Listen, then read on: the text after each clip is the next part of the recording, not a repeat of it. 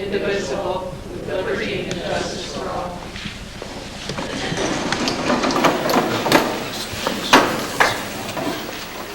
And all of you, I think all of you can hear it. I'd like to thank you for coming to our ongoing budget process, which is quickly coming to decision time. We've worked, struggled, and grappled with a horrendously low New York State aid figure. If you've read the papers, you will know we are not alone. There's misery in company, then we have a lot of company. This year it bothers us greatly. We must present you with a fiscally proven budget, but also one that hurts the least in program and in what we can provide to your children. We have a responsibility to you, the taxpayer, to the children, our local businesses, but most importantly to the children. This is why we want and value your input as to what is most important to you. We think all areas should be looked at, but unfortunately the grave nature of New York State's fiscal condition requires us to look deeply into all areas and unfortunately make painful cuts. Nobody wants them or their area to be cut. What I would like Chris to do is to walk through each line and explain it so that we all know what is entailed. We don't want any miscommunication or lack of knowledge to affect any decision and then regret it later. We won't be making decisions tonight, and also Wednesday night is a public forum for explanations and decisions concerning the Champlain closing possibility. After we discuss the various items, which may answer many of your questions, we gladly offer the floor for questions or thoughts.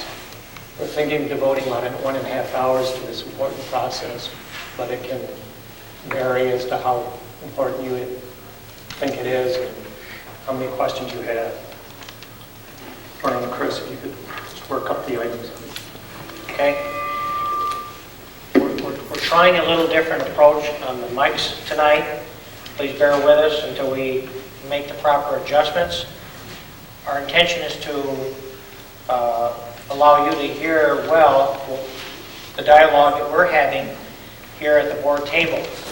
So we hope this is a slight improvement over the past. So what I'm going to do to begin with is to walk through a scenario. Could be one budget proposal, and explain what's involved in each of the line items as they affect the development of the proposed budget. And it's to allow a dialogue. And I too would like to thank you for attending this evening's budget session. So I'm going to begin, and I'll do my best to explain each one, and we'll go from there. This particular scenario builds a 4% budget. It's a $20,405,470 budget. It involves $919,669 in cuts. And as far as the taxes go, it would be a little over 11% increase in taxes. On the first line, it refers to the elimination of 4 elementary positions for savings approximating $211,130. Now, if it was decided to close the Champlain Elementary School, there would be a resultant an additional $195,185, but that's yet to be determined. Also calls for 2 cuts. I'm going to say it another way. The effect of reducing the middle and high school staff by 2 positions, a savings of approximately $100,000. Some of these would be perhaps a cut to 80% of a position, 60% of a position, so they're not lodged necessarily in just 2 individuals, but the equivalent of 2 positions. It refers to an administrative cut amounting to $59,354. That's a revision in terms of the administrative position because we discovered in the last day or two that some of the costs associated with this cut are linked into a grant. So we see the cut is about $60,000, $59,354. Then the next line talks about a 3/5 cut to the library, meaning one of the librarians, the school media specialist, would be cut in this area by 60%, and one aide in the library would be cut for $52,000 savings. In one of the other areas, if I'm not mistaken, and Margot and Sheila, I'm going to ask you just to help me clarify, we are talking about, in this scenario, a total of one position or a total of three? Total of one position overall. Okay, so we'd be down, we have 3 school media specialists in the library, so we now have 2 to cover the district, one at the elementary level and one in grades 6 through 12. So it'll be a reduction of 1 librarian and 1 aide on that line.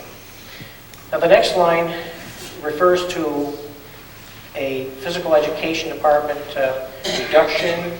It'd be 1 physical education teacher. Now with this cut, the pool could remain open, but pretty much would not be used during the day, but would be more for community use, which is there's $30,000 involved in keeping the pool open on that basis. So if we completely close the pool, that would be an additional $30,000 savings. Based on enrollment, we believe we could reduce the number of 6th grades by 1 position, so we'd have 5, not 6, and that saves about $50,000.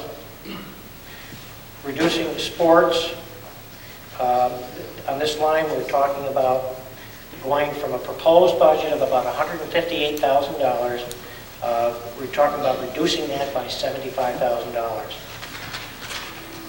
In summer school, the summer school costs about $50,000 a year to operate, and we're talking about offering a program at about $29,000, which would be just a program for high school. And what we would try to do is to use a grant that we have to fund about $10,000 worth of summer school programming. So the program would run about $29,000 from the general fund, and if we use the grant, we're talking just the high school now, it actually would it be $19,000 to the general fund? $19,000? Yep, okay. When I say general fund, I mean that's what would impact local taxes, $19,000 on that one. We're looking at $20,000 of reductions in BOCES, programs and services, and most of those would be in support services.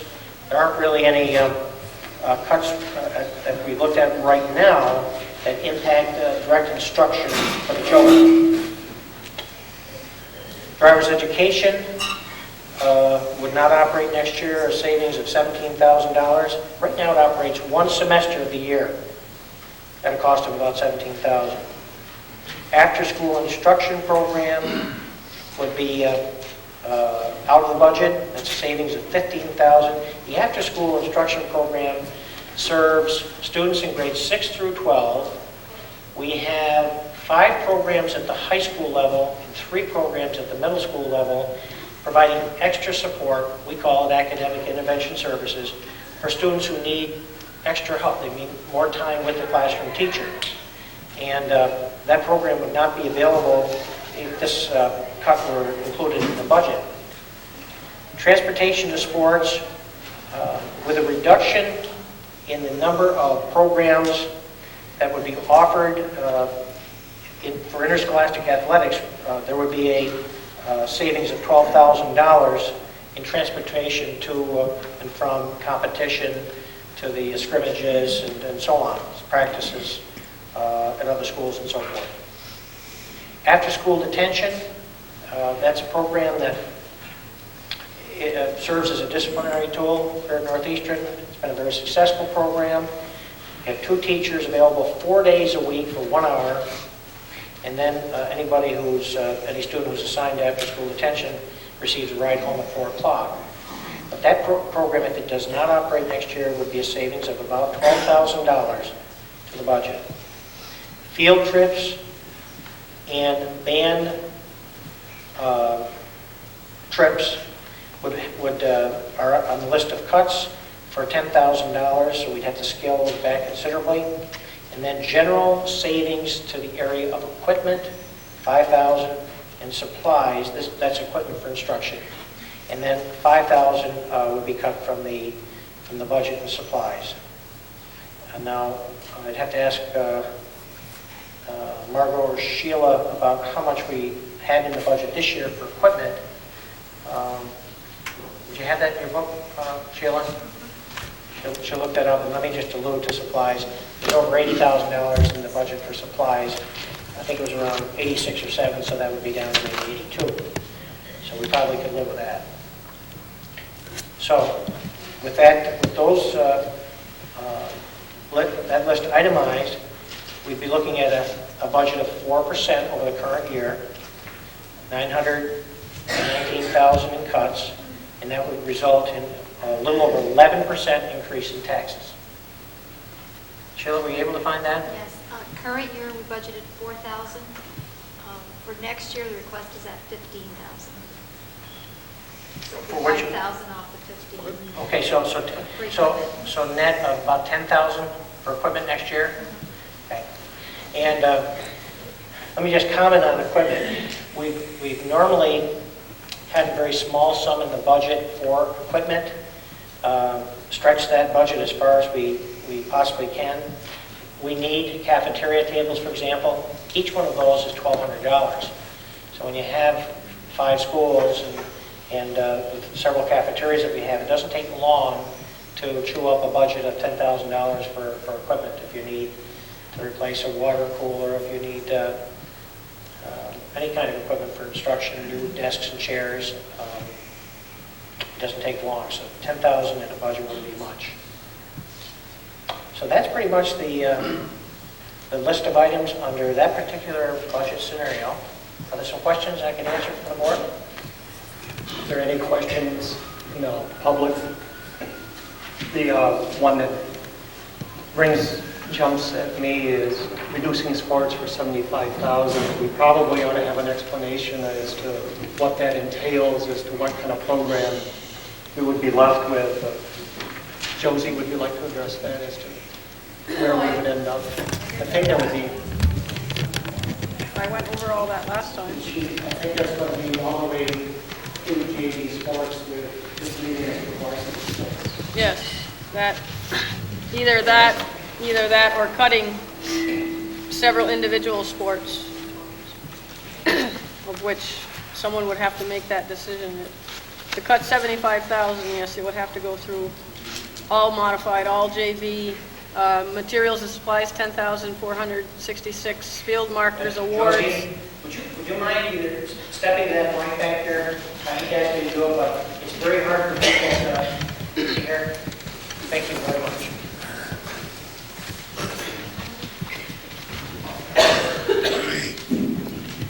All right.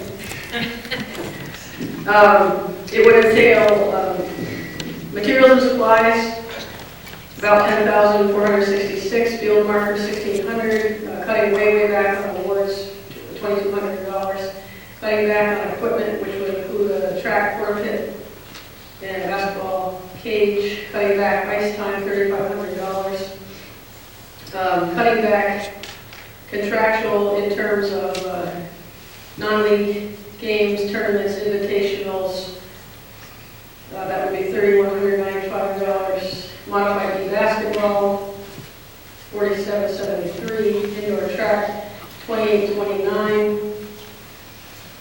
At that point, you're at $126,542. To go further, if you had to cut all modified sports, it would be $18,020 plus $168 is materials and supplies. At that point, you're at $108,354. And from there, you either have to cut all or several different sports, or if you look at all JV, eliminate all JV sports, you're talking another 25,641 plus another 1,043 for materials and supplies. And there's nobody in the area that has to do this thing. To my knowledge, so far at this point, from what I've read in the paper, that a lot of schools have cut their modified B, but they've gone no further than that at this point.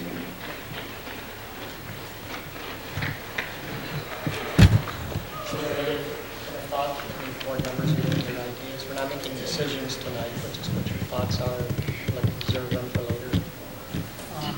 Only that's very helpful information. Making a decision, I'm not ready to do that. But you fully understand what they told us, right?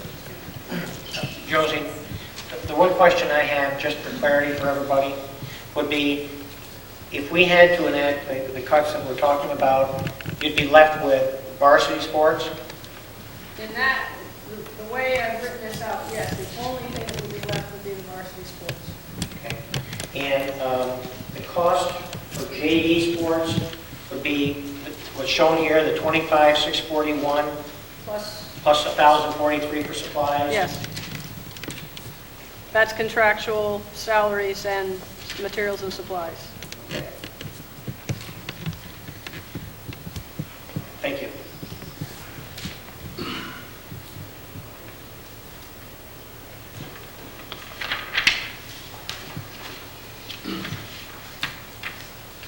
Is there anything else on that particular paper that you would like to refer to? Maybe we could talk just for a second about some of these other scenarios that we have in this sheet of paper. For everybody present, a few minutes ago I reviewed a 4% budget increase, and if it were a 3.5% budget increase, we'd have to cut more than the 940,000. We'd have to cut $1,026,024, which would result in a 10.1% increase in taxes.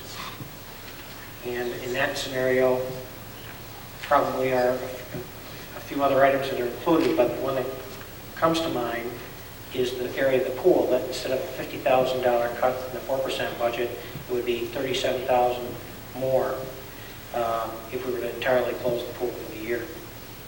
Each one of these has a certain insignificant impact on our instructional program, the use of the facilities by the Youth Commission in the summer, for example. Over 300 students are taught swimming over a 6-week period in the summertime. And the use of the pool after hours here, it's used by many groups. We have open swimming at night and so forth. So that's a 3.56% increase approximately in the budget, and then a 3% increase in the budget, resulting in an 8.8% increase in taxes estimated, would require another $100,000 in cuts for $1,126,000 in cuts. And then a contingent budget, which is the budget you must go to if you fail to pass your budget the first time, go back a second time, and it doesn't make it, then you must go to what's called a contingent budget, which would be about a 2.1% increase in the budget. It would be $1,308,000 in cuts that would result in a 6.6% increase in taxes, approximately. When we started this process, we started with an 8.8% increase in the budget, or a $21,325,000 budget, which would result in almost a 24% increase in taxes. Okay. Shall I move on to the other agenda items? Okay. All right, I'm going to move from what we just covered to item 3 on the agenda. Are you taking questions? You got... Out of curiosity's sake, if you close the pool, where are you going to place the overload of students? Are they all going to be put into a PE class? Yes. You can accommodate more what they refer to as land-based, PE, in other words, in the classroom, in the gym station. So we would have to have larger PE classes, some up to maybe 30 students. We would have to divide the two gyms, the one in the middle school and the high school, to make additional gym stations. Because right now, we have up to 28, 29 students, and I share a gym, 2 periods.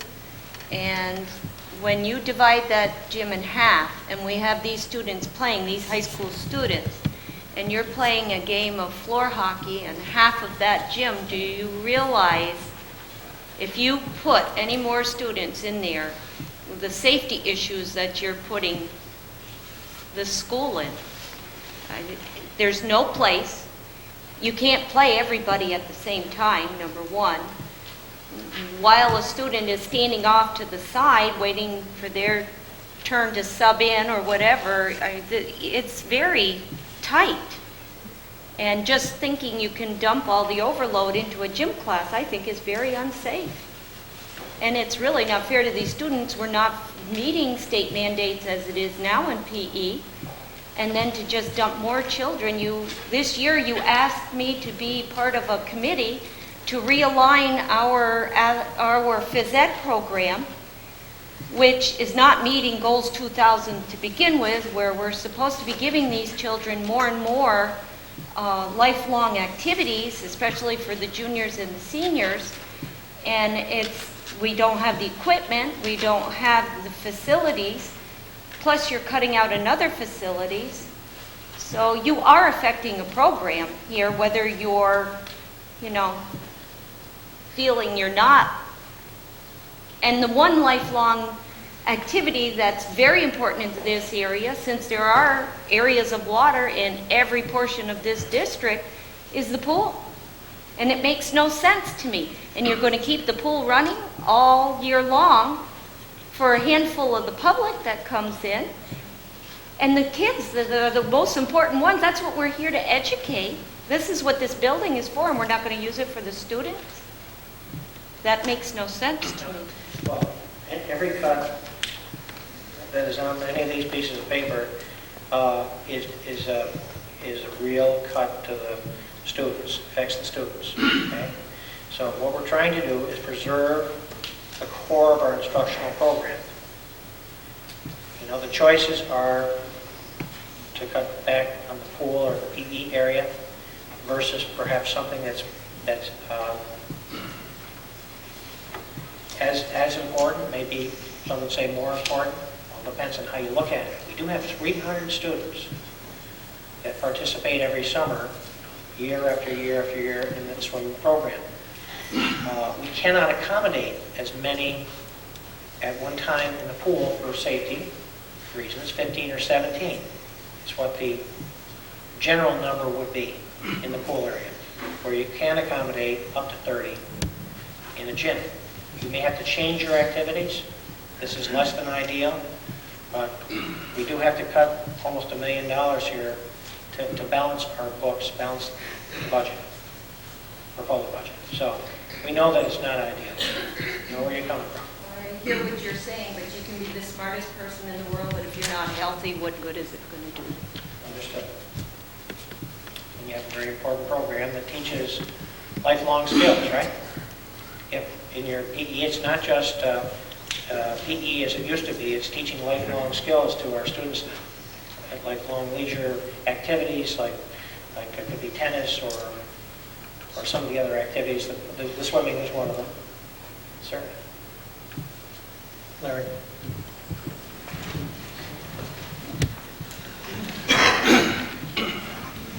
Yes, Larry Pale. I have in my notes here, I believe on March 24th, last time we had the budget workshop, you were discussing the administrative position at $81,000. Tonight it's at $59,000. Can you address the discrepancy, please? Sure. When we looked at that number, when we put that number on a piece of paper, we had not taken into consideration some of the funding for the affected administrative position. And again, a lot has to be looked at in terms of seniority and other factors, but some of that savings is really not savings to the general fund. It's an overall savings, but some of it, because some of it comes out of a grant. So the whole amount of money would not be in the general fund. So we can only attribute the 50-some thousand dollars that we referred to. Okay? What was that? 59, 354. 59,000? What administrative position is that? What administrative position is it? It's yet to be determined because of seniority and what might be established as a priority in the district. That is being studied at this time. Now, is that if you close Champlain School? Or is this something above and beyond? This is separate from the Champlain School, this administrative position. So, when you did your first scenario, did that include closing the school? You were cutting 4 elementary teachers. We broke it down into 2 parts. Yeah. We thought that would be helpful to everybody. As far as the positions go, the elementary positions at $211,130. And then... Four full-time. Correct. That's not counting 4 part-time now, right? Because on your breakdown, you've got 4 part-time. Well, That's 4 full-time positions. right. Yeah, the 4 full-time positions can stand alone from the closing of Champlain. Those are just 4 grades. And then the closing of Champlain, there's another dollar amount involved with that, and that's kept aside, Because, not included in those 4 teaching. so, the way you're breaking it down, you're saying $100 and some thousand if you close Champlain School is what you're going to say. An additional, Additional. beyond the 211. Yes. So if you don't close the school, there's $109,000, 195, 185, 195.85. 185. That would have to be made up elsewhere to come to that budget figure, or your budget would be higher. Because I've been to pretty much every meeting since this started, and I've got a lot of questions, but the real big part is,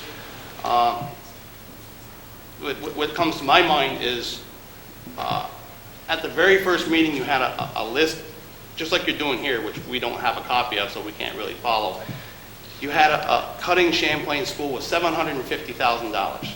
That was your draft proposal. And from there, the next day I got a breakdown, which was about that long. It had $522,000.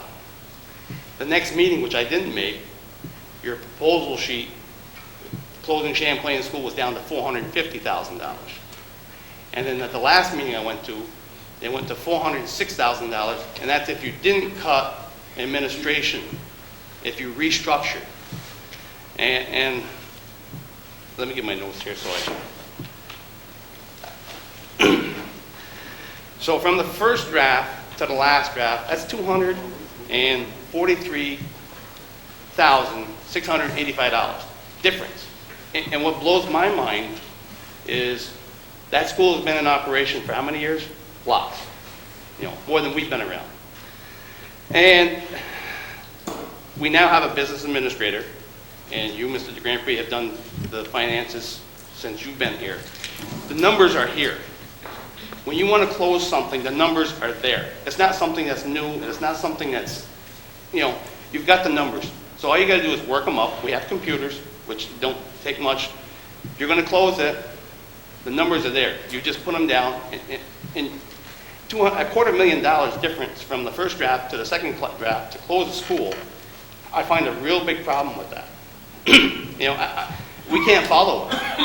It's hard for us to understand and follow when the numbers don't jive.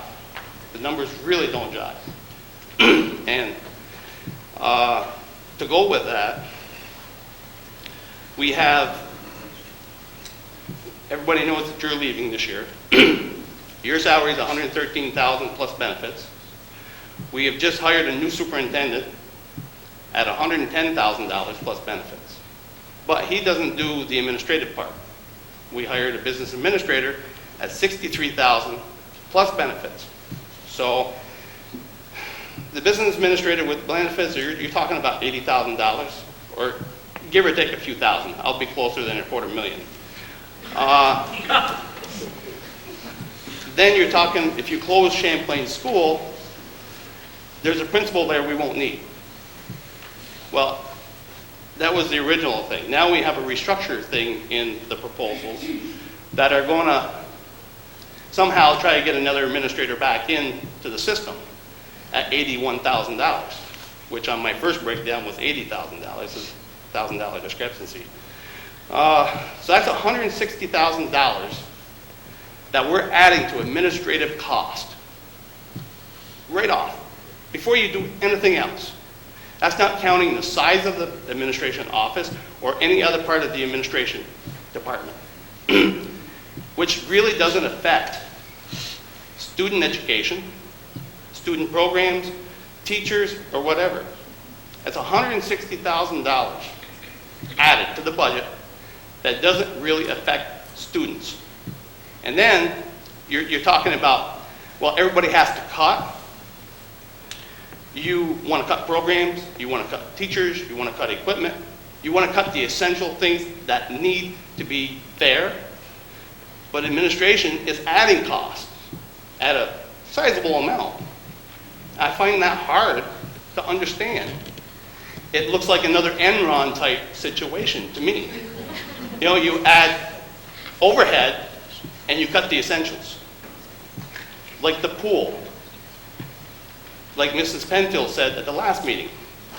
I forgot how much she said it cost to close the pool to begin with. Then, 2-3 years down the road, you spend $100,000 to open it.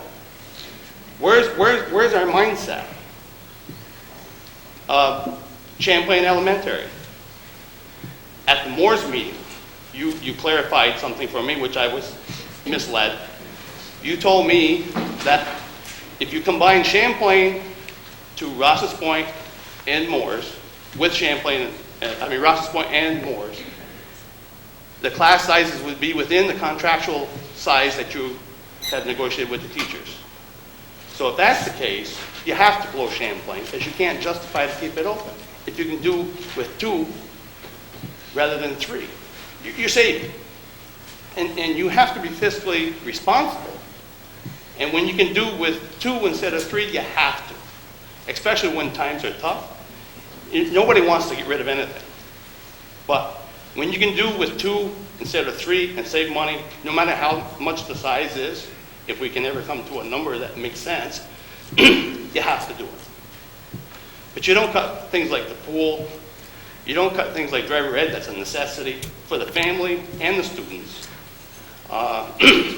And there's a number of other things. I mean, we can go on and on and on.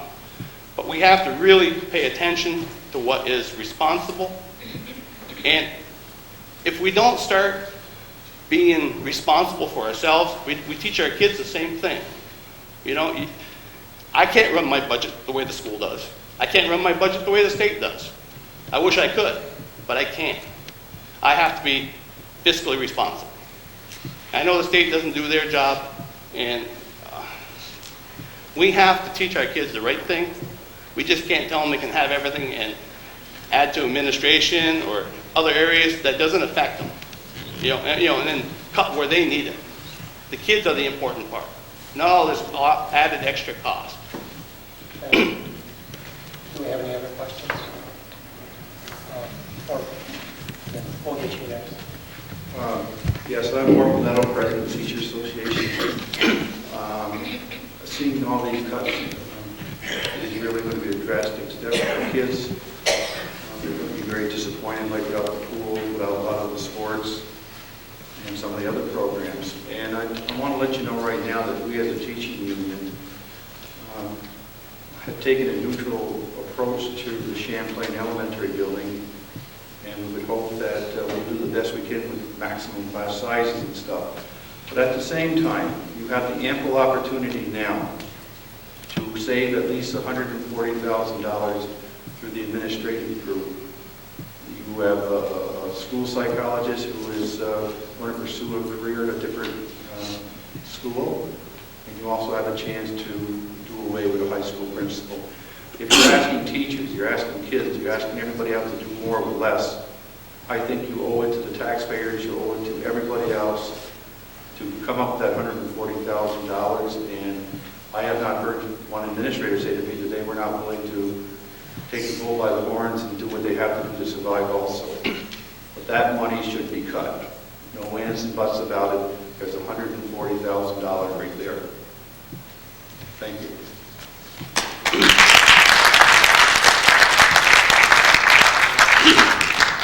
I just want to make sure that I understand scenario number one. When we were here last time, in reference to closing Champlain Elementary and cutting the teachers and all the staff there, there was talk of then recreating an administrative position for $81,000. Now, is that not in this any longer? Am I misunderstanding what you said, Mr. Grampy? The administrative position for $59,000, is that a different position that's cut, or is that going to be the one that you're possibly going to recreate? Go ahead, please. There are two separate administrative positions that we can take a look at. So the one is a principal, which was around possibly $81,000. And then this next one was what Orville was talking about. Somebody's leaving. Because as a parent, number one, as a taxpayer, number two, I would have an awfully hard time going in a voting booth with all these cuts for our children's education and sports, and then find out that we're going to recreate an administrative position for $81,000. I'll tell you right now, I would not vote for such a budget, and I'm sure that there are quite a few people in this room and in the community who would feel the same way. And also in reference to the sports cuts, if you're going to cut everything up to and just leave your varsity sports, you might as well cut them all, because what's the sense? You're not going to have anybody that's going to be able to go to these sports, and at some point you're going to lose people in the community because they're not going to stay here, because I know myself, my two children are very involved in sports, and if it comes to that there aren't going to be any sports for them anymore, we're going to go someplace else. If we have to send them to a private school, or we have to move out of the community and use our tax dollars in this area, then that's what's going to happen. And I think there's a lot of other people in the community that feel this way. And I hope that you seriously think about those things when you put the budget up for a vote. And again, these are the comments that we welcome, and we'd like to hear more of them. Anybody else? Get you there. Yeah, lady in the back. Could you specifically tell us where the two middle school, high school cuts would be, in what sections those would include, in what areas? Little parts of one position here and a little bit of a position elsewhere. I don't know if we brought those tonight with us.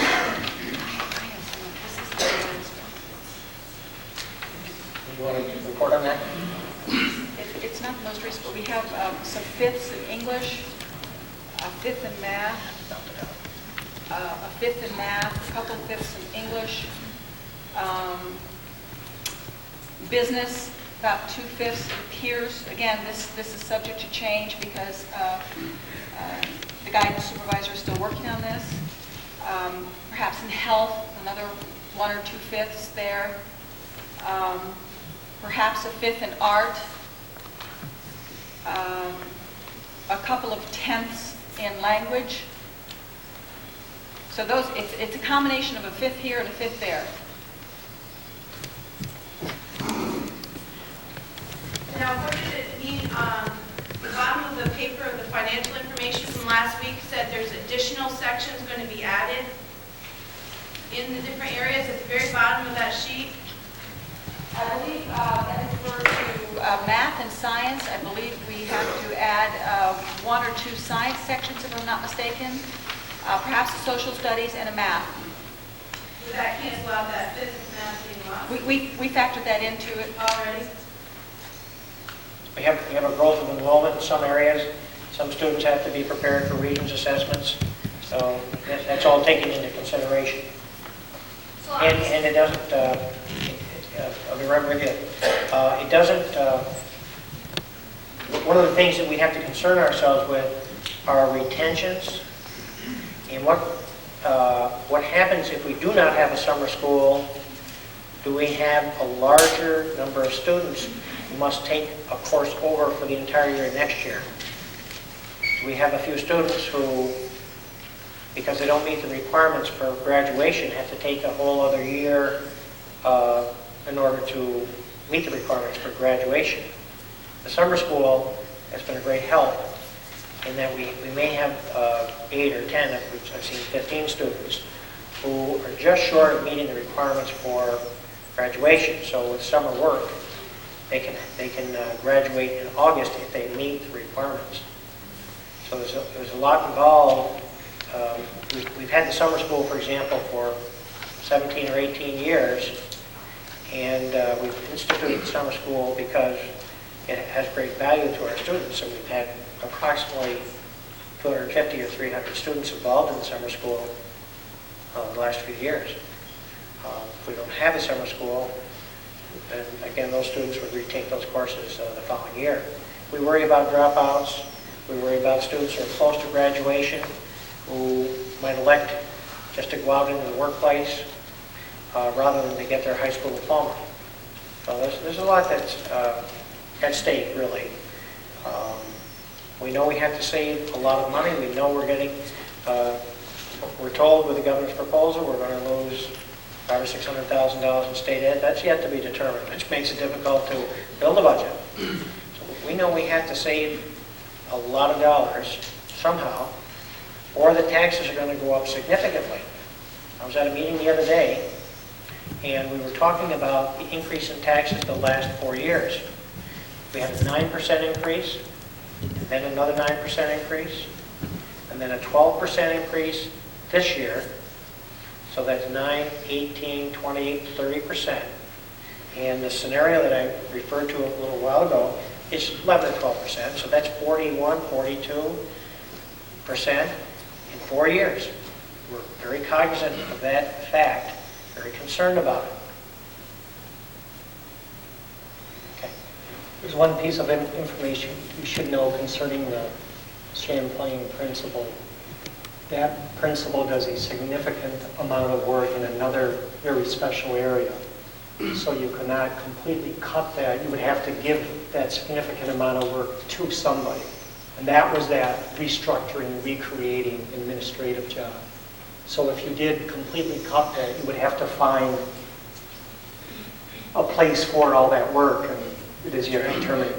Plus we have about $1 million, it's $900,000 worth of grants that we bring in every year here. And there's an enormous amount of work involved in developing the grant and then administering the grants. And of course, as we all know, with state regulations and federal regulations, if it's not done according to the recipe, then you might not get the money, or they might take some money back. It has to be, we have to be in compliance at all times with the grants. So it's not a simple thing. There's an enormous amount of work involved in administering the grants, and each of our administrators across the district has a district-wide responsibility of, or more than one, for a grant or some special program in lieu of having somebody separate do this. And How closely do we look at non-instructional expenses? Have we looked very closely at non-instructional services and programs? Because I hear the parents concerned about the students losing programs. The teachers are doing the work, and we're concerned about programs eliminated and getting paid less for the work that we do. And then did we look very closely at everything else that's not instructional, that doesn't affect the students as directly as those areas? Because I really believe that teaching should be the last thing we cut, and programs should be the last thing we cut, and not the first. Patty? I just want to make sure everybody has their first shot. I just wanted to make sure I get in with what, you're talking about the structure of this principle if Champlain's cut. That administration has more seniority than other principals in the area, so she could bump, and she wouldn't lose. And basically what you're talking about is special ed director. That could be appointed to somebody else. I think some things are being said and misleading people as to understanding exactly what would happen. Somebody else want to address or want me to? Well, I would take exception to your comment that we're misleading people. That's completely inaccurate. I would suggest too that it's real easy to say just cut and leave people harmless. We at Northeastern have the smallest administration in all the North Country schools. If you go and look at other districts, they have directors of curriculum, all kinds of assistant principals, all kinds of assistant superintendents out there. We have run from what I believe to be a chronically short perspective. And in terms of quality of education, many of the faculty out there will tell you very candidly that they are unable to see their administrators because their administrators are being pulled in other areas away from education. I don't think it's an easy call for us. It certainly shouldn't be an easy call for you to say just get rid of a principal or an administrator, thinking that things run themselves. It's a difficult decision for you. I understand that, and we try to understand. But when we're given numbers that vary from $750,000 to $406,000, that's a quarter. We've been through that. We started from a point and refined those numbers. We started from a very preliminary budget, as we usually do every year in terms of refining things down. But we're given numbers, like right now, if you're going over scenarios, we don't have sheets like that, so we can follow along. We have to listen and pick up what we get. It's hard for us to understand when you only put out what you want us to know, and we can't see it in front of us. Everything that we put out, other than personnel things, is in the public domain, and people will, if they ask for them, they are provided. I've been to the meetings, and I went through this last year, and there's a lot of things that are kind of like half-true. One other question I had was driver education for the summer, in the summer. Is that included in summer school? So when you say summer school, that includes driver education. As part of that summer school Goes in the high school. service. Because, when you say driver education's cut, and you put $17,000, that was for one semester. And when you have a driver education program in the summer, and you have one semester during the year, well, people think that's driver education, $17,000. That's everything. They don't understand that summer driver education is not tied into that one semester of $17,000. They don't understand that it's tied into the summer school. And how are we supposed to understand if we don't ask the right questions? Because we're not told all the information. I'm not saying you're misleading us or nothing. I'm going to ask questions, sir, and certainly I will be the first to communicate that school budgets and the nature of school finance is not an easy thing. It's not an easy thing, and it's certainly not an easy thing to communicate. But again, it's not from any lack of effort by this board or this district to put the information out there. Your questions are very welcome. I personally take offense if you think there's some subterfuge or that we are being less than candid with you. That's simply not the case, sir. The original dollar figures on the Champlain were taken from just the salary figures at that school. And then she went through the figures and went through the seniority, and that's how it came down. I have one breakdown at the beginning at $14,000 and a copier for $3,000. That's for building. Then on the last breakdown we got, there was $35,000 plus. So that's quite a difference. It's not just salaries. There's other areas that vary, and we try to follow, and it's really hard for us to understand. And you can understand why we question the validity of what you're telling us, because it's like, You know, it makes it sound like an Enron deal. And I hate going back to that, but it really does, you know what I'm saying? Thank you.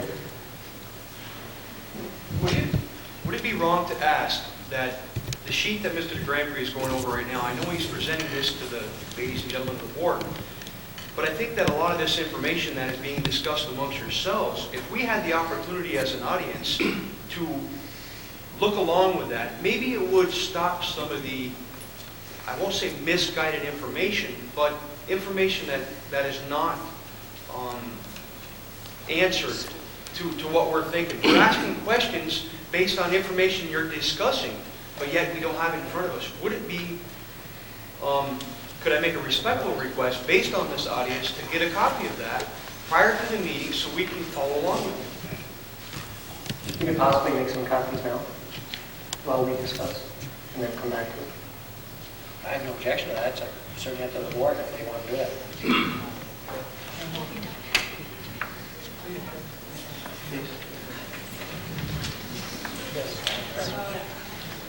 I have a comment, and it's a little bit on the personal level, and I've said some of this before. Can you hear me? Okay. And some of you heard me say this before, but I will say it again because I'm a person of conviction, and I truly believe it. There is not one thing on any of these sheets, whether you saw it 6 months ago, 6 weeks ago, 6 hours ago, or tonight, that does not affect children if we cut it. I don't care what we think. I told you before, the first meeting, no one wants to close anything. No one wants to cut anything. I have been in this community almost 50 years. It is an emotional issue for the community. Some of us have seen cuts. Some of us have seen school closures. I saw St. Patrick's School built and closed. I saw St. Mary's go from a K to 12 to a K to 8 to a K to 6. All of those things are painful. I saw Champlain and Rouse's Point become one school in 1958. It was very, very difficult for the community. It's not easy to know where to cut or what to cut because we're in the child business. I don't care what we say or what we do. There is not one thing here that we don't take away from children if we cut. I don't care what it is. They lose, and I don't like that. We may go through all of these things, and it's a painful process, and then the state may come along and say, we have a bonanza, so you're all going to get more money in Clinton, Essex, and Franklin County. And then what do we do? So the thing I'm trying to say here is this is not Enron. None of us get paid here, and most of us would not take the job if we got paid. And I think the people that run this school historically have always proven to be honest, committed people to the community. So that's what I want to say. And that's my personal comment for the night. And it is a painful issue. And we want to hear your questions and we want to hear your suggestions. But when I went home last time, I went home and I sat up for a couple hours, and I don't remember one person in the audience saying to me or to anybody here, cut this. Cut this. Everyone advocated, rightfully so, for the justification of the pool, which I don't want to close, the library, and certainly driver's ed. So all I'm saying is we're working hard at this. It is a work in progress. It takes time. We need to have some patience, and we need your support and your input, and we will take it from there and do hopefully the best job that we can for these students. Because they're going to be paying your Social Security, and they're probably already paying mine. Because I didn't have a paying job. I'm from that old school. So, and if you don't think that math works, think of how much you pay in your Social Security, and then multiply it times the projected number of years that you will probably collect. And it's going to be important how well educated our students are to hold the jobs of the future, and it starts here. It starts at Northeastern, at Champlain, and Rouse's Point, Moores, and everywhere, the whole community. So I just want to say that, and I feel, very strongly about it. And you'll have to bear with the emotion of it, but that's the way I feel. Here. At some point, we need to get through our agenda this evening. We're going to have some copies made, and then we're going to go back maybe those sheets. But while we're waiting for those copies, I need to cover some other items with the school board, because we have a meeting next Monday, which is basically a regular board meeting. We have a number of items to take care of that evening. How much time could be devoted to the budget, I just don't know at this point. Then on the 21st, we have another budget meeting, which is when we plan to adopt a budget. If we're not ready on the 21st, we have a special meeting planned to address the issue of consideration of the approval of the BOCES administrative budget. That's the 24th of April. And also, it's an election of members to the BOCES board. And that really is the last night we really can work on the budget. We must prepare a recommendation for the board's consideration. And what we're doing is going through the information now. Yes, it's been refined and refined and refined, and I can understand where some of you are coming from. You see one number, and then we come back with another number another week. We may have had something called to our attention on it. We've looked at it again and revised our number. So bear with us a little bit while I work through some of these other agenda items, and then we'll come back. I'd like to go to number 3 and have a dialogue for a few moments about the parameters for a tax increase for the 203-204 school year. The scenarios that we presented on the documents that you're soon going to have, they refer to a contingent budget with an increase of about 6.6%. Then 3 other scenarios, a 3% increase in the budget, which would result in an 8.8% increase in taxes, approximately. A 3.5% increase in the budget for a 10.1% increase in taxes estimated, and a 4% increase in the budget for 11.3% increase in taxes approximately. I just wondered if we could chat a little bit about what you think we ought to be striving for as an approximate increase in taxes for the coming year to present to the voters. Last year's budget came in around 12%. Yeah, a 4.2% increase in the budget, 12.2% increase in taxes. Personally, 12% is a good target figure. I don't know about the other board. I feel the same way. I think where the numbers are calculated 12% based on the governor's proposal going through, and 0 increase in assessment. Correct. Right? So if we went in, we built this at 12%, hoping Assessments that would be lowering, perhaps it get down to 8 or 9 if the legislature restores some of those cuts that the governor's proposed. So that's how I would approach it. Look at the higher end of the tax increase. The one scenario we all have been passionately talking about tonight is a little bit over 11%. We went to 12, there might be a little bit of wiggle room in it for some programs. Then when assessments come in a little bit higher, that'll lower that down. I think we should come in under 10. That's my feeling. I just think if they're not, I don't need that. They can hear me. No, I think it should come in under 10. I think the closer to contingency, because I'm concerned that the budget will not pass, and then we have to cut more, and then we're going to have people saying, you should have done that before, because now you're not telling us the truth again. My feeling is go below 10 if we can. Any thoughts in the audience? You're the taxpayers. Lady way in the back. I think you should come in at a higher rate, because you're not going to know how much we're willing to pay unless you ask us. And I think when people are more willing to pay a little bit extra so that the kids get a good education rather than coming in at bare bones to begin with, because then you don't have any place to come back to. Last year the budget was 12%. passed the first time around. But not by much. 57% passed them. As the taxes have gone up, the support for the budgets has gone down correspondingly. You mentioned before that it's very difficult to put together a budget with no known figures because you're going off the governor's proposed budget. Historically, the legislature has always returned additional money beyond what this governor proposes for schools.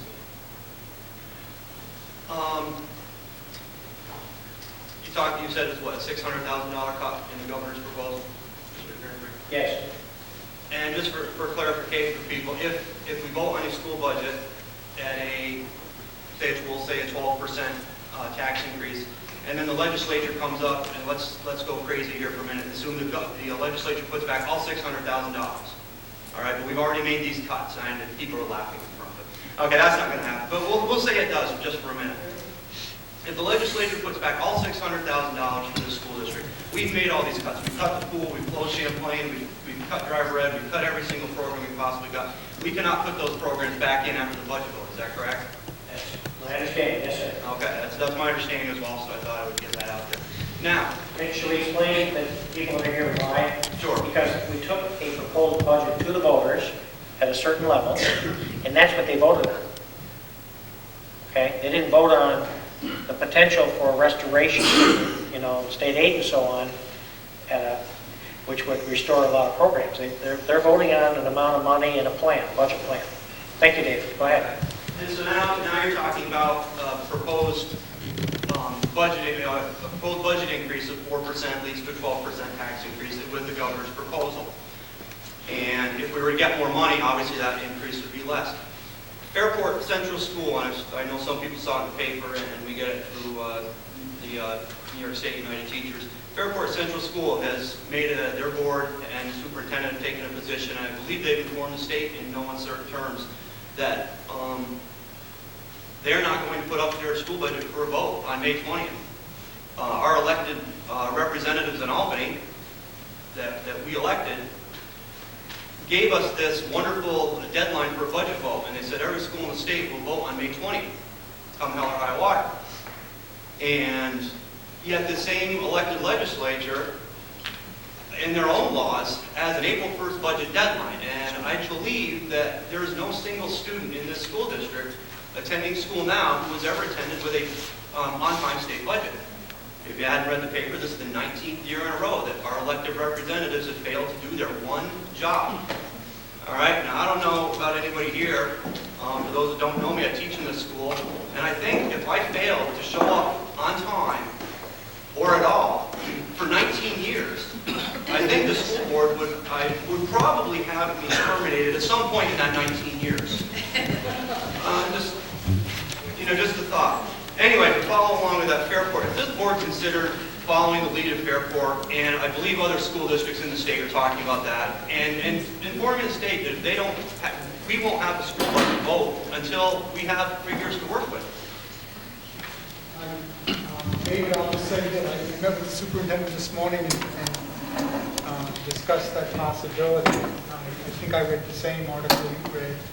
And I don't want to answer for you, Chris, but you communicated to me what the concept was. Well, there's been correspondence back to Fairport to the effect that they must comply with the statewide voting date. Otherwise, the superintendent can be subject to removal and the board.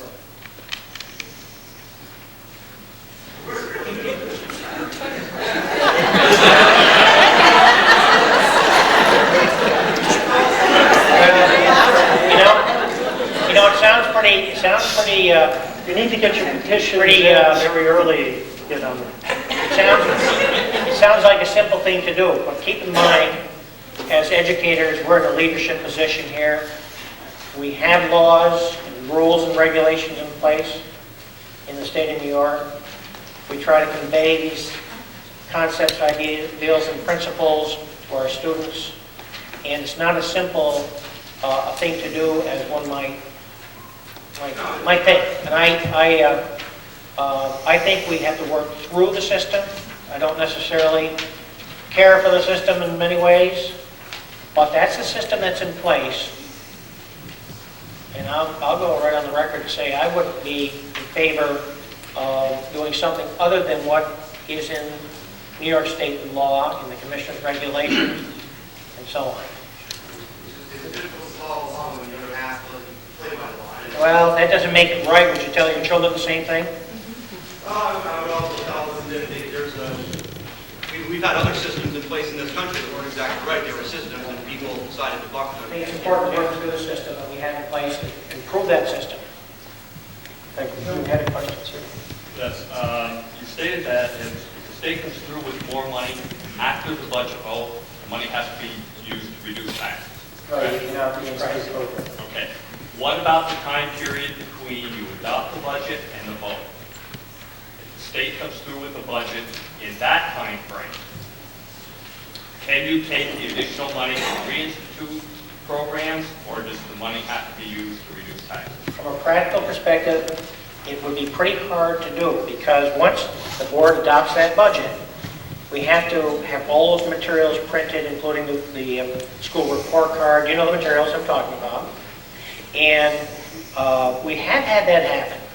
And the only thing we've been able to do at that point from a practical perspective is to reduce the taxes a little bit. We've done that a number of years based on some additional state aid bill or that kind of thing. You could not take additional funding from the state at that point and say, we can now put back driver's ed, we can now put back that. Just Well, if it happened the day after, I suppose we could call a board meeting and do something with it. But a week into that time frame, I don't think so, because all those materials are out, they're being printed, and we have to disseminate those to the community.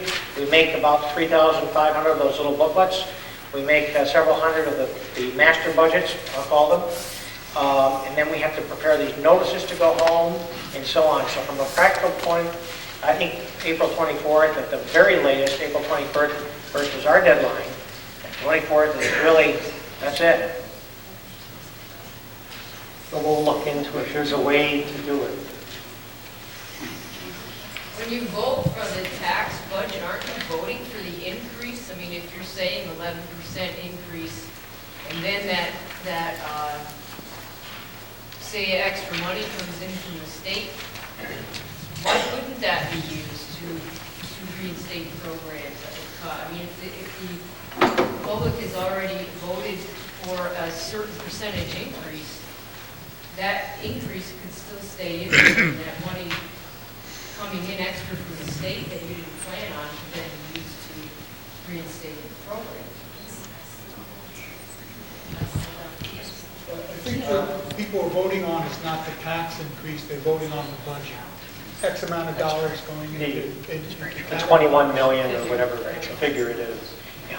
That's what they're voting on. But I understand your logic. Yeah. It sounds logical. See, the other things that will impact taxes ultimately will be the amount of assessments after grievance day and so forth that are made available to the district to help offset an increase in taxes, what they do with STAR, and what we have left for fund balance at the end of the year after it's closed. So all of that comes together in late July so that we can make a recommendation to the school board as to the actual increase in taxes for next year.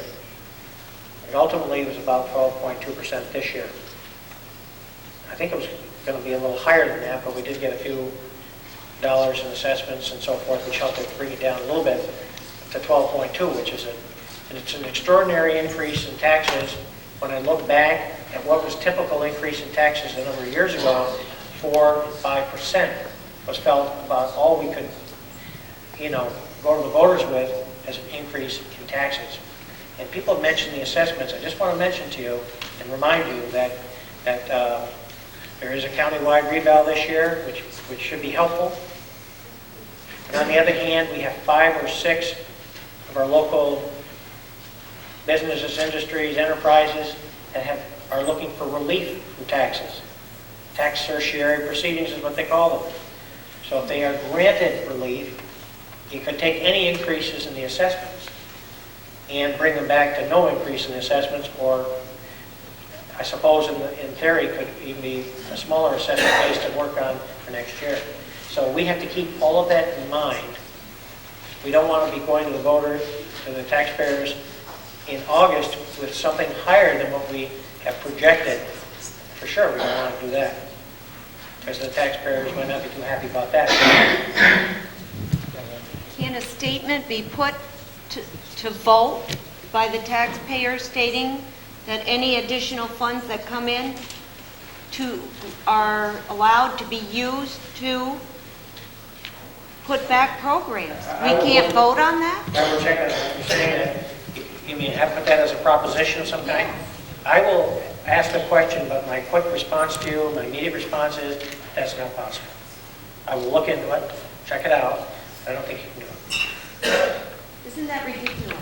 Yes. I mean, why can't we use these funds to build up and help reduce taxes the following year to keep our programs going? This makes no sense to me. The system is based on the assumption that the state does a budget on April 1st. April So 1st. we do know what we're getting. That's right. That's where the breakdown is, at least each part. The whole system, you have an on-time budget, April, the assessments come in, you do your budget. Cutting and scaling down, like instead of cutting a program, scaling it down, is there a difference?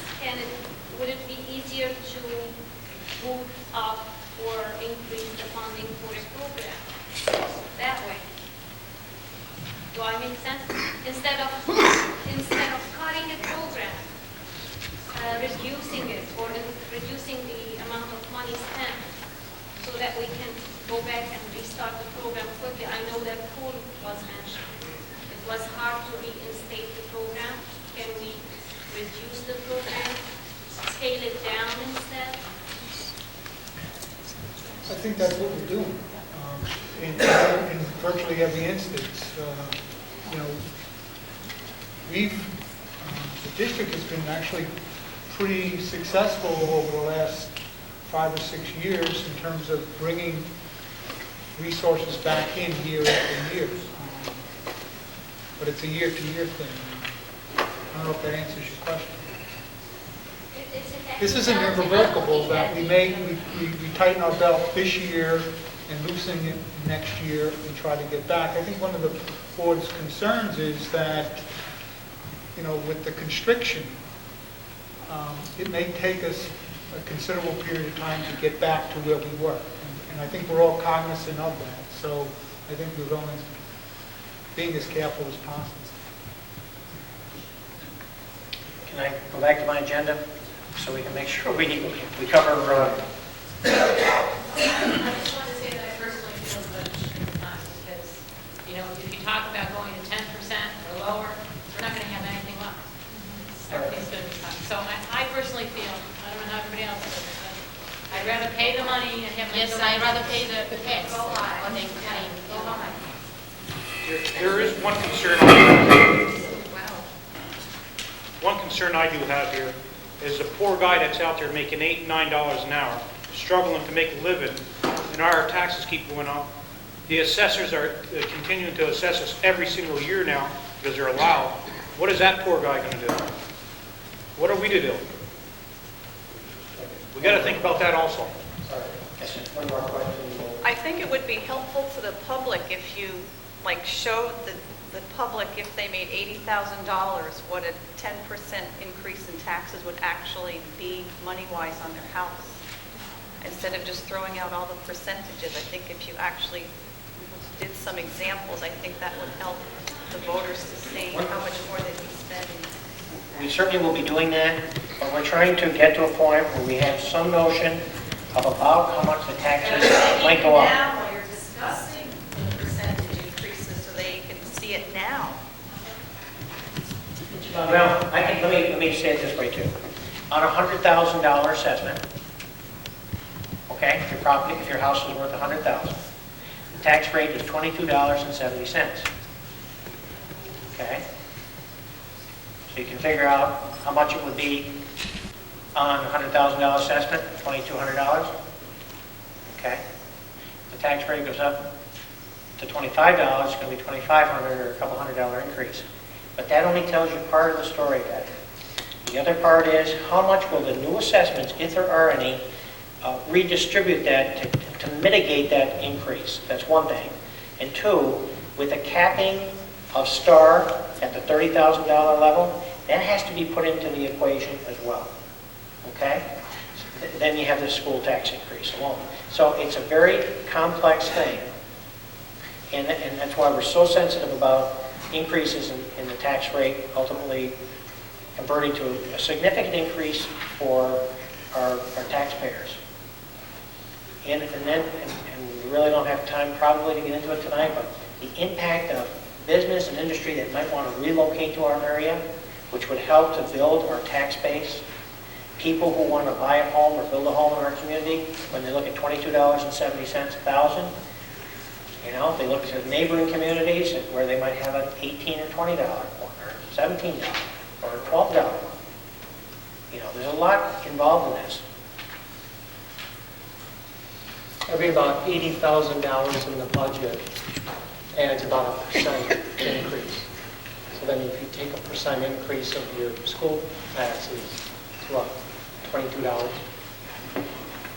So if you look at every $80,000 cut, to that person is like a little bit over $20 extra. Or $11 for $50,000. I know it is.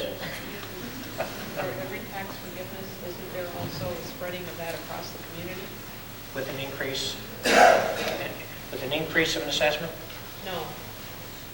When you have special circumstances and your assessments are adjusted other than STAR, maybe veterans or handicapped or whatever, those are reduced. Those funds are not made up by the state of New York. They're spread across the community. You know what I'm saying? So that if I get a veterans or a disabled or whatever allowance the state allows me, let's say I get, my house is valued at $5,000 and I get a forgiveness of $1,000 in taxes and it's $22 or whatever Mr. de Grandpré said per thousand, that $22 is not sent to the school or to other taxing agencies by the state. That $22 goes out and is spread amongst all of us. You know what I'm saying? In other words, it's not a gift from the state if there is an allowance for a special circumstance. I'm not talking about STAR. I'm not talking about the $30,000 STAR. I'm talking about the other assessments, and some people have them. You know, we have to vote every year that we vote to give up to $15,000 forgiveness or whatever. I don't know what this is. For example, for senior citizens. For senior For citizens. the disabled. For the disabled, income-based. That money that has to be made up, and it's made up amongst all of us. So that also affects your tax rate. Good point. Okay, I'm going to take a quick look at enrollment with the board, and I'll try to verbalize this so that you and the audience can get the flavor of it. I'm going to be looking at the enrollment, because we've had questions about this in prior meetings. The enrollment at our parochial school in the district. And in summary, we have 51 district students that are educated in our local parochial school. We are looking at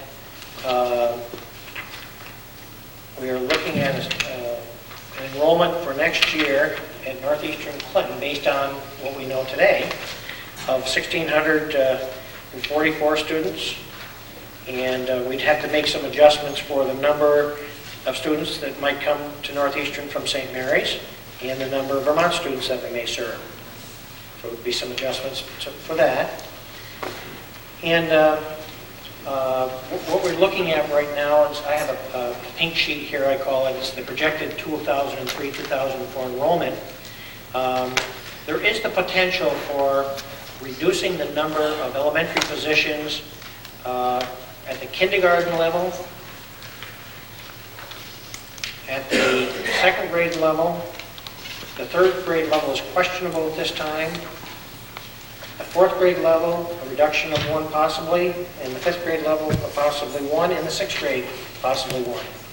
So there are about 5 positions there based on the number of students enrolled at those grade levels, subject to adjustment for those that may be retained and new enrollment that might come in.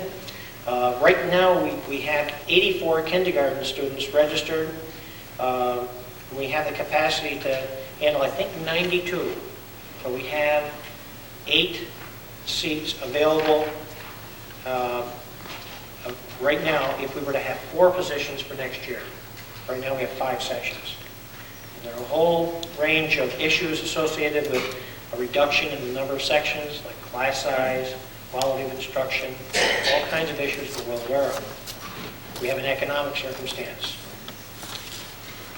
Okay, so that was a little bit about enrollment. And I wanted to touch on transportation for a minute if I could. I believe you were provided with a sheet tonight that looks like this.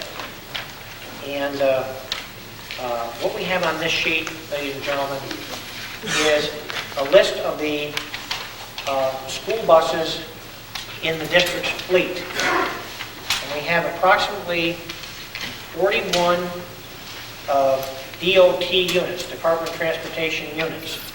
And about 38 of those units are what I would call a school bus. We have 3 units, 2 vans and a station wagon that are approved by Department of Transportation to carry students, but they might carry 1 or 2 students, not the traditional, 60 or 65 passengers. We do have in the fleet, we have several buses that have wheelchair lifts and that sort of thing. And the reason I bring it up is we've been looking at whether or not we should include in the budget the 6 units that were approved by the voters in January. That's 4 regular school buses, 1 bus with 2 wheelchair lifts, 2 wheelchair stations in it, and a van.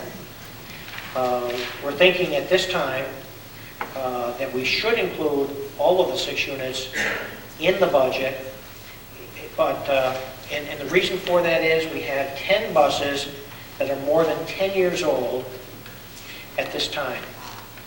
So that's not quite a third of our fleet. That's about 25% of the fleet, thereabouts. So we just share that with the school board for their consideration, because at some point in the next couple of weeks we'll have to firm that up as to whether we will include the 6 units in the budget proposal or 4 or 5, depending on what the board thinks as it impacts the tax rate and so on. Any questions about transportation? Which, with those new units, would we then take these, I see we have 1989 vintage buses, I guess. Yes. Would we take them out of service? Yes, we would. Immediately? Well, we would either take them out of service or take the oldest buses in the fleet and move them to be spares, what we call spares. We have to have about 5, I'm going to refer to them as spares. These are the older buses that might go on a run when a regular bus would have to go into the DOT for inspection. You can't just take it off the run and drive it in for its inspection. The bus has to be completely gone over and prepared for that inspection. Cleaned, serviced, any oil leaks of any kind have to be taken care of. So you have to have, I'd say, 5 spares. So we would take the oldest of the units and the ones that are in the worst condition, if I can put it that way, and they would be retired. And the idea behind it is not to be put in a situation, we've had this situation in the district where we put off the purchase of school buses for a year or 2, and then we found ourselves with big problems with the Department of Transportation because the buses were not, they should have been replaced, but we found ourselves short of buses, and this can present some big difficulties for the district. So as it looks right now, we will be asking the school board for, if this budget is approved, to be able to buy some buses in this coming school year. And then I think I probably referred to the BOCES services earlier this evening. In a nutshell, we're looking at trying to find about $20,000 worth of savings in the BOCES services, either the support services to our students And if you bear with me, I'll give you an idea of some of the things we're looking at. Reducing the sum of money available to do newsletters by about $1,500. We're looking at arts and education, $201. Musical instrument repair, we were thinking about that one, but Sheila, was that the one that we thought we better leave in? Because it would actually it might cost us more if we didn't leave that one there. Administrative equipment maintenance, this is some repairs. This is a service contract more or less on printers for the data processing that's done here. That can come out, that can be cut. We have TV and VCR repair. We probably wouldn't have the whole savings, but we wouldn't subscribe to this service through BOCES, and it could be half of a $2,195 savings there, something like that. Computer repair service, $7,793. We thought we'd put maybe a sum of money in the budget, but we probably could save a good part of the $7,700, maybe half or 60% of that we could probably save by having the computers serviced locally. Now, one of the reasons we might look at scaling back on the BOCES services has to do with the fact that in the governor's proposal, they're talking about not giving state aid back on these services. So we might be better served to try to have this work done locally. Because there may be no aid back on it. So if we need something repaired, just to bring it and have it serviced, but not do it through BOCES, because what you do is you put that money aside that I just talked about, you put that into a service so you can participate in the BOCES service. Then you have additional cost for the supplies and materials, the things that are needed to repair that overhead projector or that TV or whatever it is, the computer. So we're talking about not participating in those services, and we're looking for a few more cuts to achieve our goal of $20,000 in cuts. Okay. I want to mention a couple of dates, just as long as we're visiting here on this. We do have a public hearing on Wednesday evening at 6 o'clock in this room on the potential closing of Champlain Elementary. And then on Monday, next Monday, 14th, we have a regular board meeting at 6 p.m. And it'll either be in this room or in the library. And then we have a special meeting to accept petitions and adopt a proposed budget. That's the plan, 4/21, April 21st, 6 p.m., very likely in this room. And then on the 24th, we have a special meeting at 6 p.m. to consider the BOCES administrative budget and vote on candidates for the BOCES board.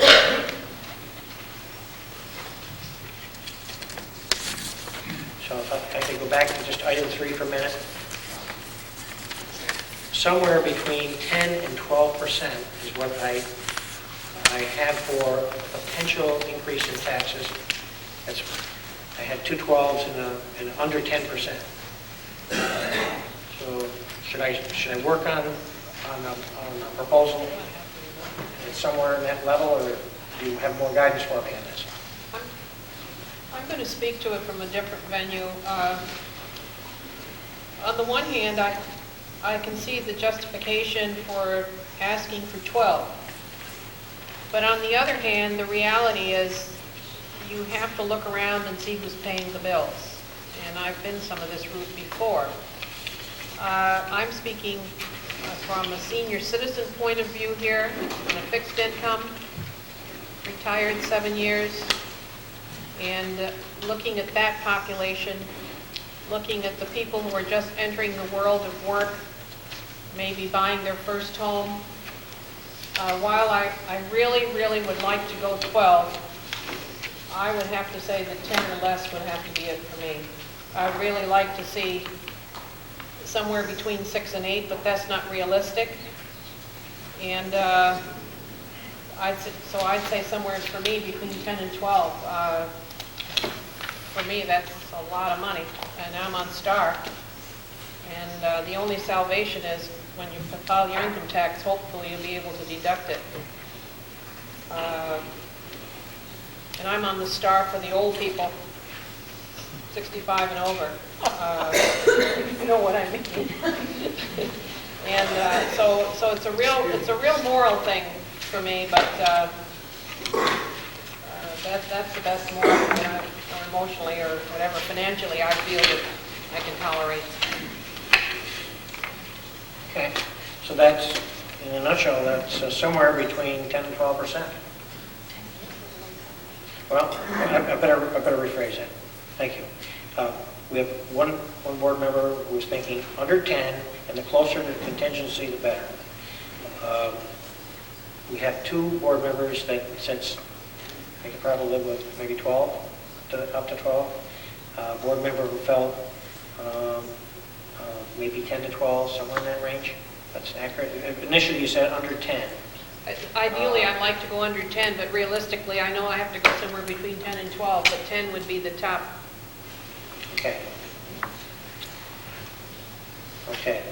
So we've got... Michael expressed an interest in single digits. Okay.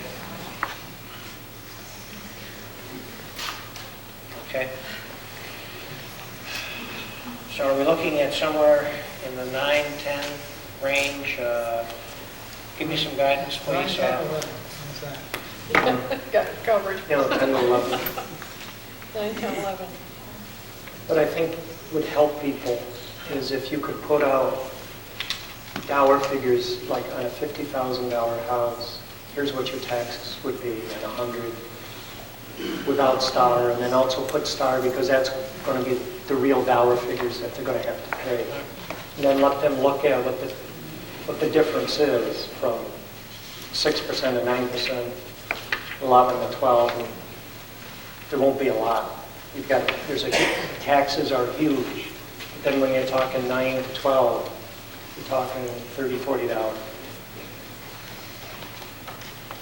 Are there any other questions or comments? Karen? Yes. Oh, Silva wants to talk, and I always give way to Silva.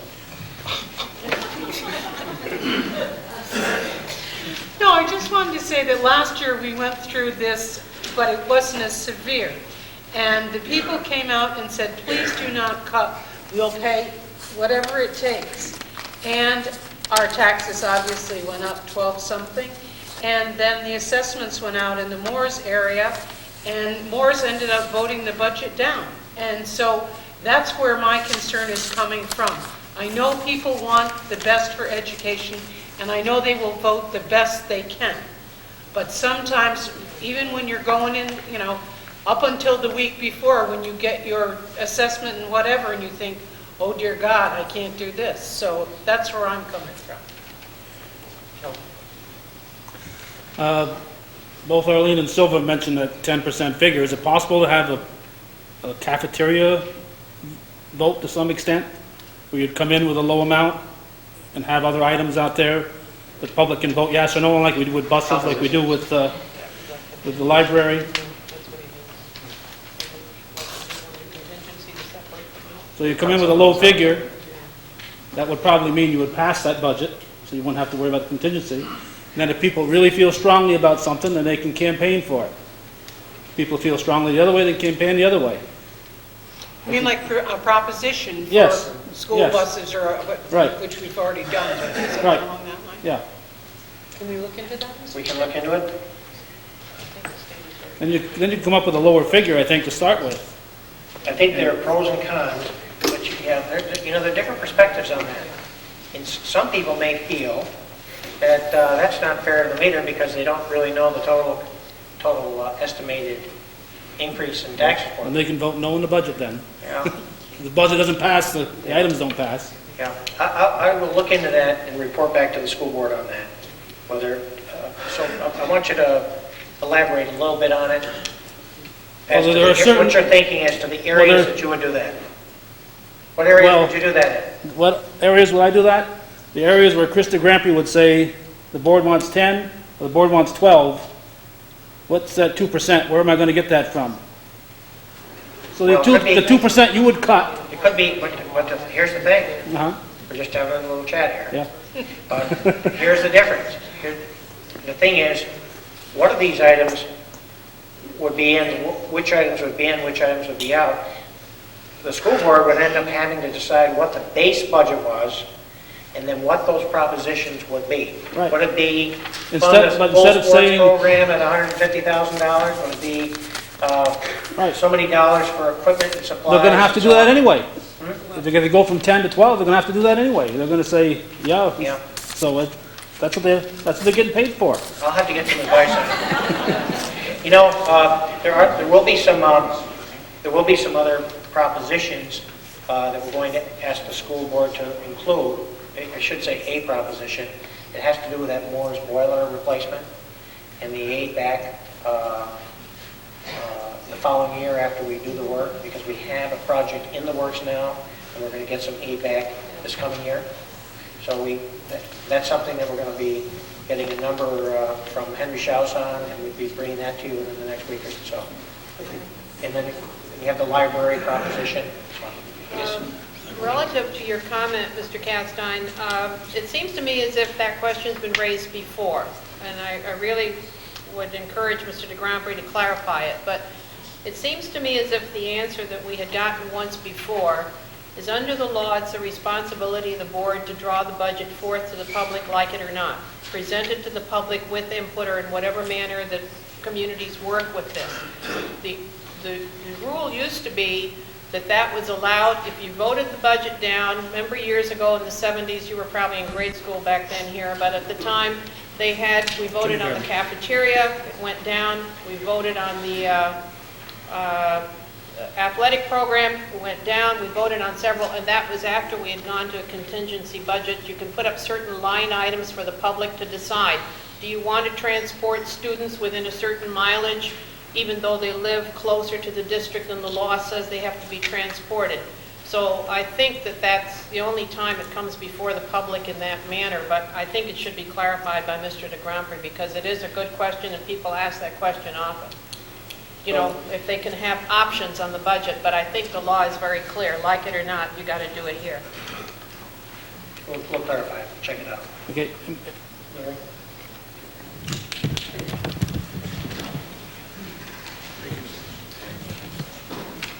Larry Mayola again. I'd like to address something that Mrs. Penfield said. First of all, you know, I can speak for my peers. We think all of you have done, have a very difficult task in the past, have had a difficult task in the past, and have a difficult task in the future. We appreciate that. I think the process has become a lot more Socratic in terms of allowing us to have our say, and sometimes maybe debating the merits of cuts or debating the merits of certain statistics. I want to make clear that none of us believe that you people have it easy, number one. Number two, we also want to make one thing clear. My peers feel that the administrators in this district do an excellent job, and they work extremely hard. So we don't want anyone to believe that we're out just to hunt heads. Finally, you know, Mr. de Grand Prix has been here many years and has done a yeoman's job in terms of the amount of work he has had to undertake. The board last year made a decision to hire a business administrator to take some of that work away from him so he could do other work regarding district administration.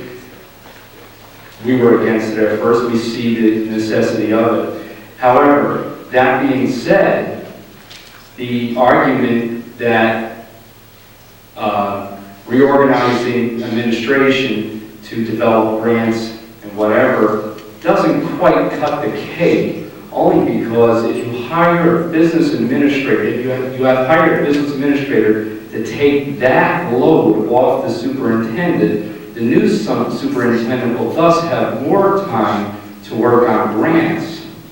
And if I recall, this new superintendent, one of his specialties is grant writing. So, that's the point we're trying to make, is that the cuts have to be fair from the bottom to the top, and that the real savings in any type of of cutting of expenditures can be made in that area. So this has nothing to do with whether or not we believe administrators do a lot of work. They work a lot, and we appreciate that, and we also recognize that. I'm going to cede the floor to my peer Brian. I know he has something to say. Yes, Steve, addressing one of your comments, you feel that, yes, you feel that Northeastern Clinton is represented by less or a lesser percentage of administrators than other school districts, because when I negotiated, Northeastern Clinton was one of 2 districts in the North Country that had its school psychologists and guidance counselors in the administrative council, and they still do. This is still true today, and we have an administrator for each satellite school, and you're closing a satellite school and not finding it fit to eliminate that administrative position, and at the same time you are eliminating the teacher positions. I believe what you're hearing from your audience tonight is they cannot countenance this. It doesn't add up. Well, I don't know that is the case. I stand corrected, though. As you know, Brian, Northeastern guidance and psychologists are in the administrative unit. In this district, that's not the case in many of the other districts. I was speaking to principals and assistant principals when I spoke that, and maybe I misrepresented that. Excuse that. I was not including psychologists or guidance counselors. In most other schools, they're included in either the Teachers Association or in some other group. They may have their own group. And here they happen to be a part of the administrative council. My point was that in terms of number of principals, given the size of this school, we are quite small. We can share data at some point. Yeah. Jan Letourneau, I spoke last time, and I guess I was misunderstood. And I hate to keep bringing up the same subject, but we all seem to have something that we're picking up on. So I noticed in the budget proposals that they don't talk about going to half-day kindergarten, and that's $100,000 savings if you get closer to the contingency budgets.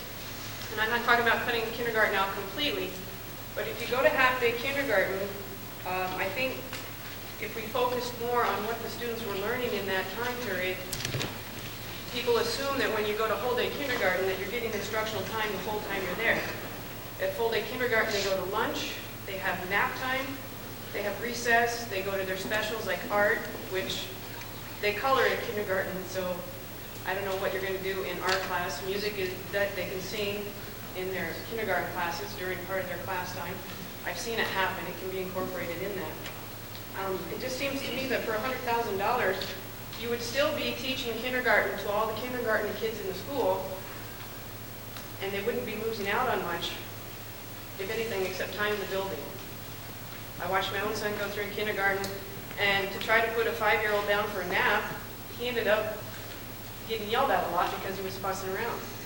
So I went through kindergarten registration. I talked to a lot of parents. Some of them don't feel their kids are ready for a whole day of kindergarten at that age. So why can't we go back and revisit that and maybe save some of these sports programs? At least go back to at least reinstituting the JV program. You talked about having they would increase transportation, but I'd like to think that you looked at that before you put that $100,000 figure on paper.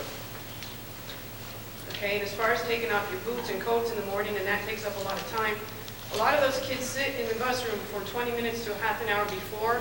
They go to their classrooms after they get off the bus, and before they get on the bus at the end of the day. So it seems to me that there's plenty of time. They could have those coats and stuff off and in their cubbies before they go to the classroom. So I would just like to see them at least see you look at going back to maybe having half-day kindergarten. I haven't seen any studies at NCCS that have shown that our grades have improved since you started going full-day kindergarten. So if it doesn't matter, then that's $100,000 you might be able to save. Any other thoughts? I'm just curious, you mentioned earlier there's like 1,600 students coming to this school? Yes. Roughly? Yes, sir. Compared to like Beatontown, how much larger are we than that? Well, they're quite a bit larger than we are. They have around 2,100 students, and we have 1,640. They have how many? They have around 2,100 students, I believe. 2,100. They're quite a bit larger than we are. As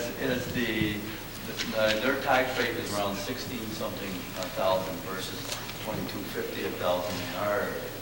And I kind of looked at, Eris and the businesses that are in this area versus Beatontown, but I'm not quite sure how far the line goes.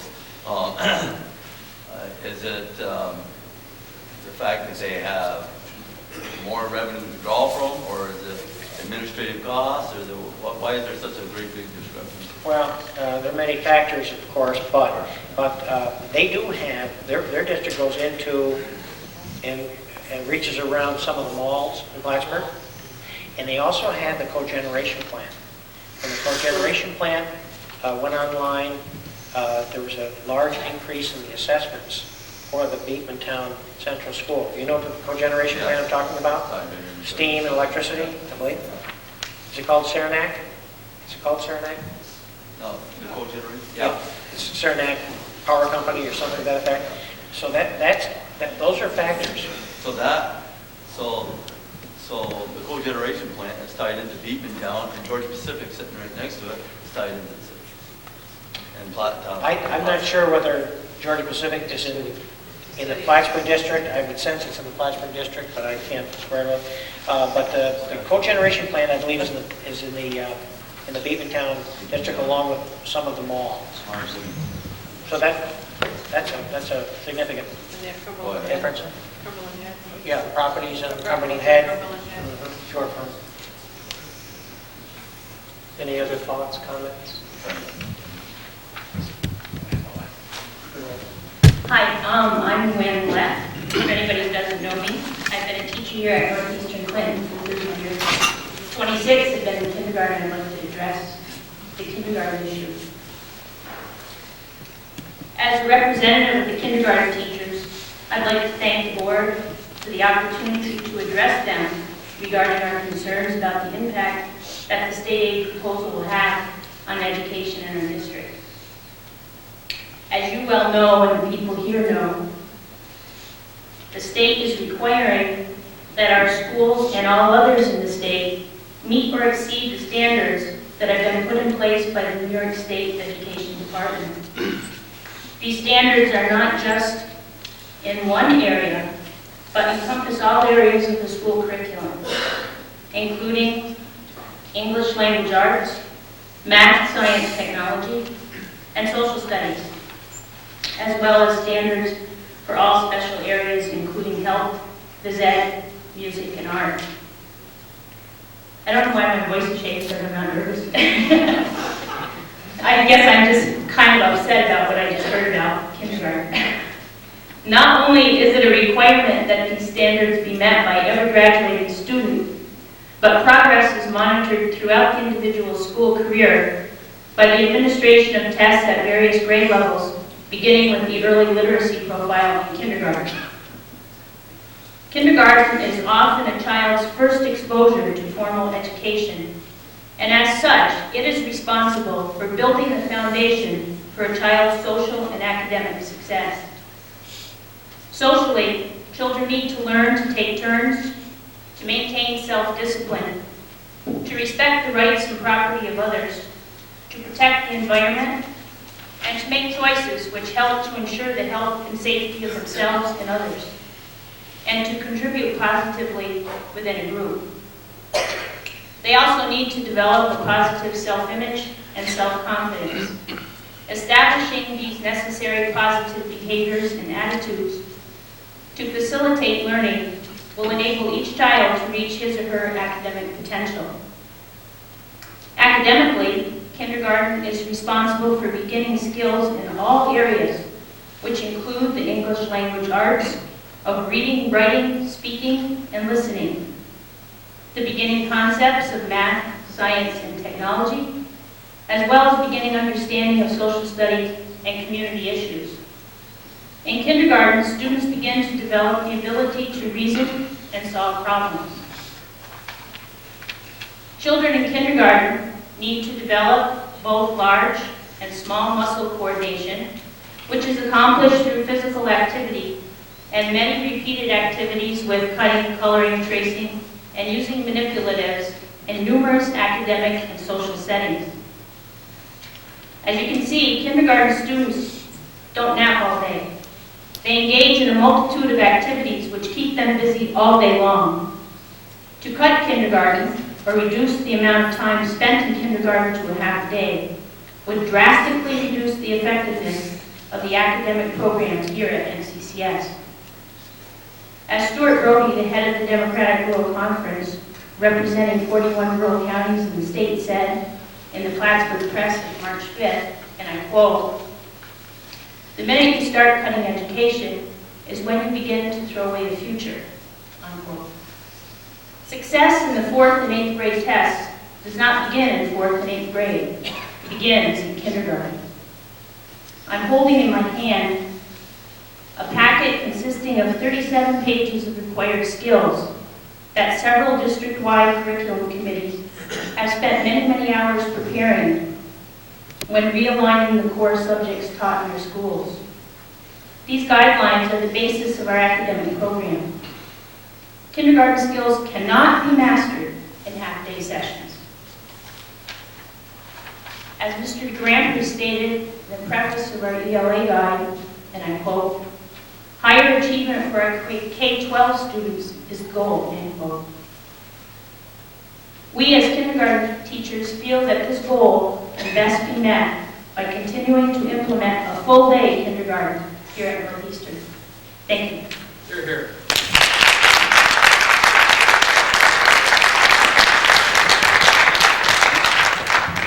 And one question, how about 3 full-day kindergarten days?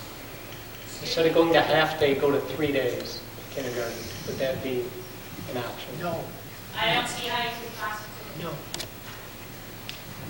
I don't see how our kids are going to meet the standards that the state has set for them if we're cutting our kindergarten. I'm a 4th grade teacher. I see kids not meeting them now. There's been full-day kindergarten for years.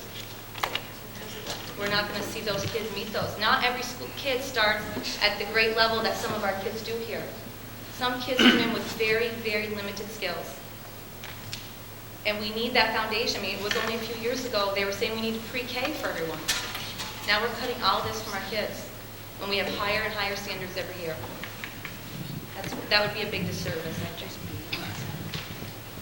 These are the comments that we came I'm here a to hear. kindergarten student also, and actually they haven't had nap for since the first month of September.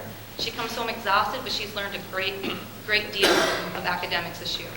And I consider her coming from a good home where we read to her every night. Not all of our kids get read to every night. Okay. Any other comments? My name is Wayne Jardoon from Morris, and the last 3 years I've seen my taxes go up 13%, 23%, and 23%. That's what the taxes going up and reevaluations. That line of increase is something that I can't really accept, and I don't think a lot of people should accept. I think we got to look long term here, because this STAR program, we don't know how long that's going to last. And next year we're doing the same thing. We got to, I think, come up with different ways not to cut the education and not to cut the sports, but bring our costs down. You know, I see Northern Adirondack, they're so much lower than us per 1,000. They're at 12 something. We're at 22 something. You know, is it the one location that is it doing it for them? I think that's what we have to, you know, look down, not just now, but we got to look down the road. Because if not, as Mr. DeGranby said, you won't see people coming to live in our area for so much higher than every other community. But I think there's ways to do it without cutting the education and without cutting the sports. So that's something, I don't know if there needs to be a committee set up to do that, to look into this. That's actually where we're headed in a 5-year plan to look into, to get deeper into that, to get a committee set up that will report back to us findings as to what to do, consolidate or not, or that's another docket on the plate. One more question. You've heard a lot of people say, and yourself have said that the last 2-3 years we've seen a trend of our budgets increase, our taxes increase substantially, more than other school districts. And at the last meeting there was a comment made by Mr. Tremblay. At the Moore's meeting there was a comment made by Mr. Dick Boris. And at the very first meeting I made a comment, maybe we should bring somebody in to evaluate and assess our district as a whole, the way it operates. Sometimes other ideas, other people's thoughts on how things operate and work, maybe we can change some places and make them more efficient, more cost effective. You know, ideas are not a bad thing. You know, from different people, different areas, different ways. Everything's changing today. And you have to look at new ways of doing things to make it cheaper. Doesn't mean it's going to be cutting, doesn't mean it's going to be adding. It's just maybe doing something different, which can save a lot of money. You know, we get set in a way where we always do the same thing over and over again, and then when somebody says change, nobody likes change. But today we're in a world we have to. It changes so fast that we have to do it. And that's one thing we should be teaching our kids, because that's the way the system is today. You know, and I think we really should look at that. Along with the long-range plan that we're talking about with the centralized school, we should reassess our whole system and see how effective it is, how cost-effective it is, you know, and what we can do to make it better, you know, as a whole. And it's going to, if we can better that system, we can give our kids that much more. Right. Looking at this 5. And just one other comment, and Wayne, going along that line. I've worked at Georgia Pacific now for almost 20 years. I was a trainer and instructor. I was involved with the Learn to Earn program, going to the various schools. I mentioned that to you the last time. One thing I learned as a trainer, and you heard this probably a bit from the business community. Most of our kids coming out of school do not know how to work in teams. One of the biggest things that we push at a lot of areas, you hear that all the time, teamwork, but nobody really knows what a team is. It was amazing when we first started putting our curriculum together at Georgia Pacific, the idea of what team was. And of course, in the area schools, we teach with the teacher up front and all the kids and students here, and they're always being directed. And I learned that overseas, for example, from Japan or Germany, and I'm sure you've probably heard some of this stuff. And this is what we call down at Georgia Pacific, and a lot of the businesses, the community, the word thinking outside the box, basically. We've been pretty much stereotyped for the last how many years, teacher years. And in some of these areas, they take the strong students and they put them in round tables. And instead of the top students or whatever are up front and the less academic students sit in the back, they actually put them in round tables, and they don't even really glorify that student that might be really sharp and has all. They mix them in with the weaker students on round tables and so. And what the teacher basically does is teaches that group to resolve problem solving in that table and come up with an answer collectively and not just being individual. Of course, I know this raises the dickens with the state of New York and all the regencies and everything else. But here again, it's like what Wayne was talking about. Somewhere along the line, we've got to start thinking outside the box and coming up with new ways of teaching, maybe that might lower costs, make it easier for teachers to teach, and she's not, or her or him, burdened with, you know, trying to press this particular curriculum. And it needs to be obviously driven by the community and educators such as yourself, because we don't change business. You were mentioning the last 3-4 years, 40%. I mean, where's it going to end? Well, we're very concerned about it. We have to start thinking outside the box. We got to start thinking in different ways and getting our legislators that are like dragging a ton of bricks up a mountain along with us to let them know, hey, this is unacceptable. I guess that's it. Thank you for your comments. We value and highly value all your comments. And it's pleasing to see the community show up and be so concerned about their budget. As difficult a situation as it is. This concludes the budget part. We're going to take a 5 or 10 minute break, so if you want to talk to us privately, you can, and then we're going to reconvene for just a very short board meeting or 2 water coolers at most.